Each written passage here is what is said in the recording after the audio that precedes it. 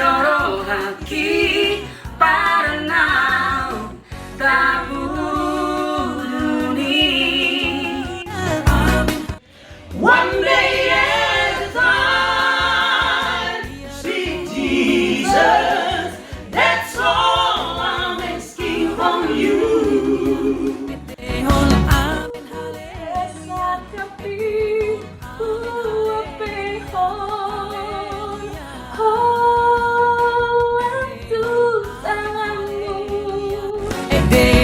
Shalom, Oras.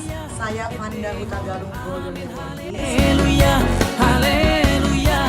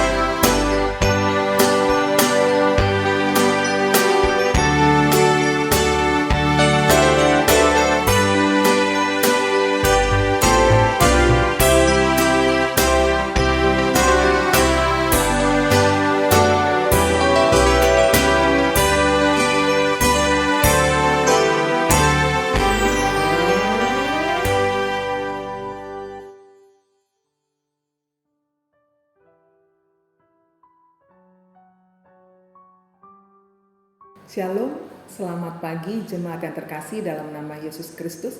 Sebelum kita membaca dan merenungkan firman Tuhan pada hari ini, mari kita bersatu dalam doa. Kami bersyukur kepadamu Tuhan atas hari yang baru yang Engkau berikan kepada kami pada hari ini.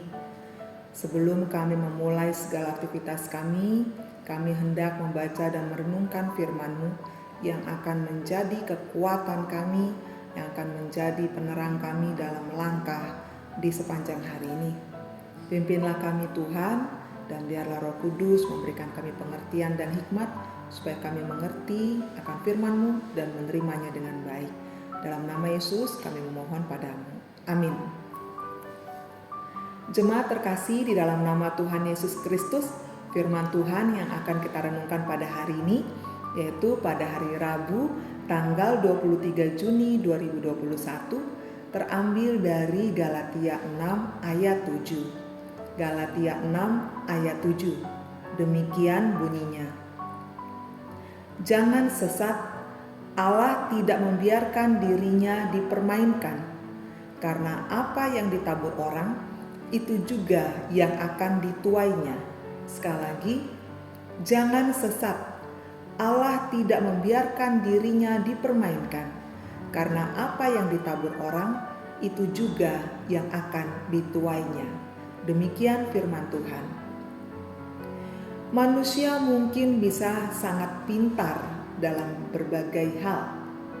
Dan terkadang manusia berpikir bisa mengelabui Allah dan mempermainkan Allah. Dalam kesombongannya, manusia dapat menentang Allah dan melakukan berbagai macam perbuatan yang dibenci oleh Allah. Manusia merasa dia berhak menentukan apa yang perlu dia kerjakan dalam mengisi kehidupannya. Dengan dalih kebebasan, manusia ini sedang terbelenggu dalam kesombongannya yang sebenarnya adalah kebodohan di mata Tuhan.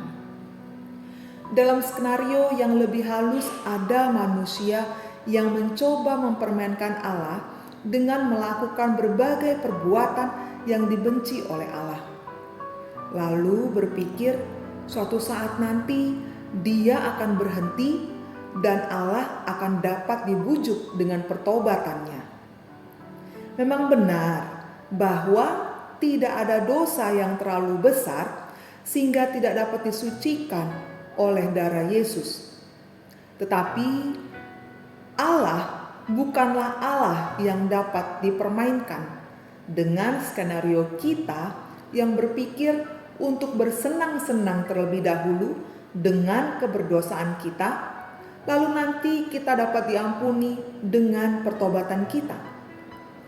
Kita tidak dapat menabur dalam daging, lalu menuai hidup yang kekal dari roh. Allah tidak membiarkan dirinya dipermainkan, dan orang yang menyadari keberdosaannya dan bertobat di hadapan Allah tidak akan kembali menerjunkan dirinya kembali ke dalam hubungan dosa, sembari berpikir bahwa kotoran dosa itu dapat dibilas kembali oleh darah Yesus. Jemaat terkasih, keselamatan tidak kita peroleh melalui perbuatan baik, dan itu betul adanya. Karena sebaik apapun perbuatan kita adalah orang yang berdosa dan berhutang di hadapan Allah. Kita adalah orang-orang terkutuk dalam keberdosaan kita. Tidak ada manusia yang begitu suci yang hidup tanpa dosa selain Yesus Kristus. Oleh karena itu, jelas semua manusia akan menanggung maut sebagai upah atas dosanya. Keselamatan hanya kita peroleh melalui iman yang timbul dari pendengaran akan firman Tuhan dan juga akan anugerah dari Tuhan. Iman tersebut bukanlah iman yang mati, yang tidak membiarkan kita kembali berkubang dalam dosa. Roh Kudus yang mencelikkan mata rohani kita untuk percaya kepada Kristus juga akan memimpin kita masuk ke dalam hidup yang baru. Roh Kudus akan memangkas kedagingan kita supaya dosa itu tidak menghalangi buah roh dihasilkan dalam hidup kita. Benih dari buah roh ini harus senantiasa kita tabur, bukan untuk memperoleh keselamatan, tapi justru karena kita sudah memperoleh keselamatan dan kita sudah dilahirkan oleh roh, maka kita dimampukan untuk menjalani kehidupan baru kita yang bukan lagi di dalam daging yang memimpin kita dalam kebinasaan, melainkan di dalam roh yang memimpin kita ke dalam hidup yang kekal yang akan kita tuai dari roh itu. Oleh karena itu, hidup kita ini marilah kita jalani dengan giat dan benar. Sekali lagi, bukan supaya kita diselamatkan, tetapi roh yang akan memampukan kita untuk bertahan supaya tidak menjadi lemah dan kembali kepada kedagingan kita, dan kita kembali mempermainkan akan Tuhan. Roh yang sama juga akan memampukan kita supaya kita tidak jemu-jemu berbuat baik. Jikalau kita saling mengasihi, kita akan dapat menjadi saksi Kristus. Karena itulah yang menjadi tanda bahwa kita adalah murid-murid Kristus. Namun, kasih itu tidak terbatas pada sesama kita atau kawan-kawan seiman, tapi juga kepada orang-orang yang tidak seiman dengan kita. Dalam arti kata, Yesus Kristus yang adalah Maha Baik dan Maha Pengampun, yang penuh kasih itu hendaknya kita tunjukkan dalam kehidupan kita di dunia ini. Karena apa yang kita tabur, itu yang akan kita tuai. Kita tabur kebencian ataupun kedagingan, kemalasan, itu pula yang akan kita tuai. Tapi kalau yang kita tabur adalah kebaikan, kasih, pengampunan, damai yang dari Tuhan, itu pula yang akan kita tuai. Amin. Mari kita berdoa. Kami sungguh bersyukur kepadamu Tuhan atas firman-Mu yang telah kami terima. Terima kasih Engkau mengingatkan kami bahwasanya Engkau senantiasa memberikan kami kehidupan, bukan untuk kami habiskan melakukan dosa ataupun mempermainkan akan Engkau. Tapi Engkau menginginkan kami selama kami hidup untuk kami dapat menyatakan iman kami melalui kasih kami kepada sesama kami dan tidak mempermainkan akan keselamatan yang Tuhan berikan kepada kami. Biarlah Roh Kudus memampukan kami untuk tetap berjalan dengan baik dan benar, dan biarlah kami senantiasa bisa melewati setiap cobaan ataupun godaan yang datang kepada kami dengan pertolongan dari Roh Kudus yang memampukan kami untuk tetap hidup di dalam Tuhan. Ajarilah kami ya Tuhan, dan penuhilah kami dengan hikmat kebijaksanaan agar kami dapat memutuskan yang baik, melakukan yang baik dan benar seturut dengan kehendak-Mu. Kami percaya kepadamu Tuhan Yesus, dan kehidupan ini biarlah kami melangkah dengan iman, dengan kasih dalam Engkau. Dalam nama Yesus kami mohon dan bersyukur kepadamu. Amin. Kasih karunia dari Tuhan Yesus Kristus dan anugerah dari Allah Bapa dan persekutuan dari Roh Kudus kiranya menyertai kita sekalian. Amin. Kiranya Tuhan senantiasa memampukan kita untuk kita melangkah dengan baik dan benar, menabur yang baik dengan penuh iman, sehingga yang kita tuai pun adalah yang baik. Terpujilah nama Tuhan. Tuhan memberkati. Salam sehat. Bapak Ibu yang terkasih, kami segenap Parhaladu, panitia pesta pembangunan serbaguna gereja kita, mengingatkan dan sekaligus mengundang kita semuanya pada hari Sabtu tanggal 26 Juni pukul 13 sampai dengan 14.30 akan dilaksanakan peletakan batu pertama gedung serbaguna kita, dan pada pukul 17 sampai dengan 21 dilanjutkan dengan penggalangan dana di Hotel Merkur yang langsung dipimpin oleh Okwit.